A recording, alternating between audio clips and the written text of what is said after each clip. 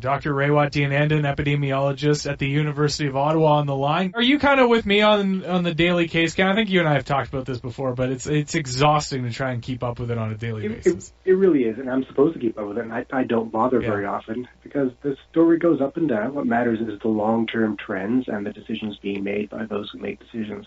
So I do monitor the indicators on the various dashboards, but it can be overwhelming at times.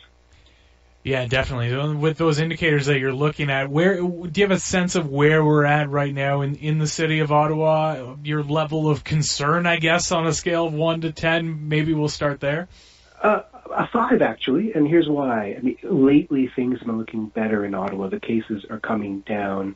Our reproduction number, which is the average number of new cases produced by an old case, is holding at around 1, which means we're at steady state.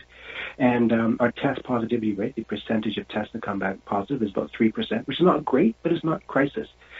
But the crisis element is that our hospitals are getting a little full, and we're approaching the peak of what we saw in the spring. We have about 60 people right now, COVID patients in hospitals, which is a lot. So, and people might ask why the conflict, why the case is going down, but the hospitalization is going up. And the reason is, I think, is that now the disease is affecting a more vulnerable population, which is exactly what we did not want. So things aren't great, but they're actually a little bit better than they were recently. Yeah, it's one thing when it's affecting a bunch of people in their 20s and 30s, right? And I mean, not that you want to see it, but this is what we were trying to get people to take interest in back in September and October of, right now it's in people in their 20s and 30s and they're out partying and having a good time, but if you start passing it on to your parents or your grandparents, we're in trouble here, and it looks like maybe that's happening? That's right. That's strictly from a health capacity perspective. Don't forget there is the long COVID phenomenon that we're not really familiar with yet. Even people in their 20s might be dealing with this for a long period of time. It's not an easy ride for anybody. And then we have the vaccine good news, which is, again, good news, and that might be taking people's eye off the ball a little bit. I think the thing is over. It's not over. We have a long way to go still.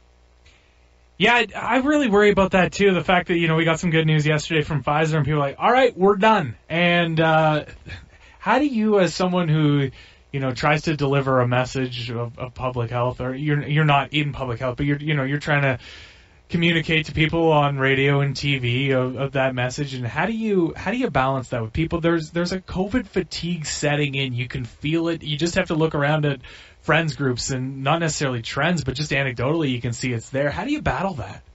You're right, and I think what people want to hear is what is the timeline. And I think the vaccine is good news because there is a bright light at the end of a very long, dark tunnel. But you have to remind people the tunnel is long and dark, but it does end. And now we have proof that it will end. And people want to hear what the timeline is. And I have some suggestions on what the timeline might look like.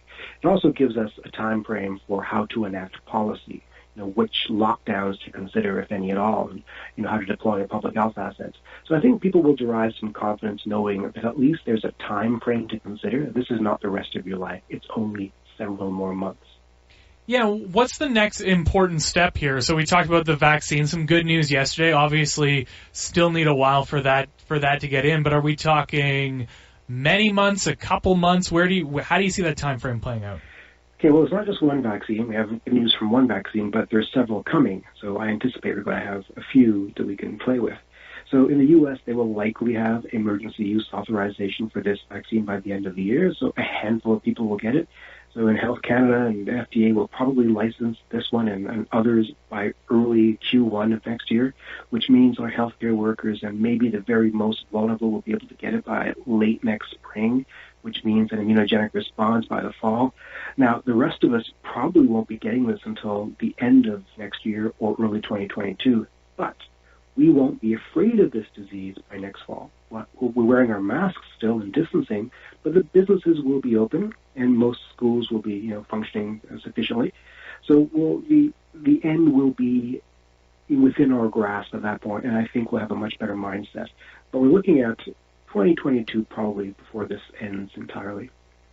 But if you've got the vulnerable sector vaccinated and the healthcare workers, then you're not as worried about passing it along. So like you say, you're still wearing masks, everything's good to go.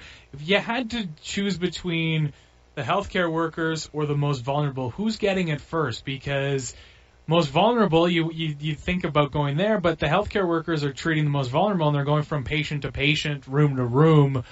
Which one gets it first in your mind? It's a really good question. It also comes down to the kind of immunogenic response you get from the vaccine. The elderly have less of an immune response, so the vaccine might not work as well on them. That needs to be figured out. And also, many healthcare workers don't want to be, quote-unquote, guinea pigs for an unproven vaccine, so there might be more resistance there than we think. I personally would give it to the healthcare workers. You want to keep them as agile and as active as possible. Do not take your best players off of the field, as it were.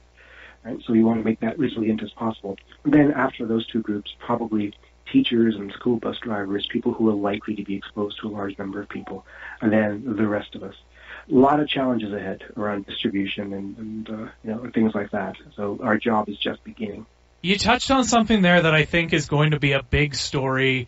Maybe not today. Maybe it's not until early next year, but what do you do with the people who don't want to get vaccinated, whether it's the healthcare workers that you talked about or when we're further along this thing, the people that, work in, let's say, our building, or if you're going back into the university, the people who work there. How do you handle the people who don't want to get the vaccination? The goal here is herd immunity, and we don't need everyone to get it to achieve herd immunity. We need something like 70 or 80% probably. So if we can tolerate 20 or 30% dissent, then I guess that's what we'll have to tolerate. And for those people who do not go along with it, if we cannot get 70 or 80%, we may want to just really require mask wearing until we do. So the way you lower the threshold for herd immunity is you artificially lower the reproduction number, and we do that by enforcing more distancing and limits on gatherings.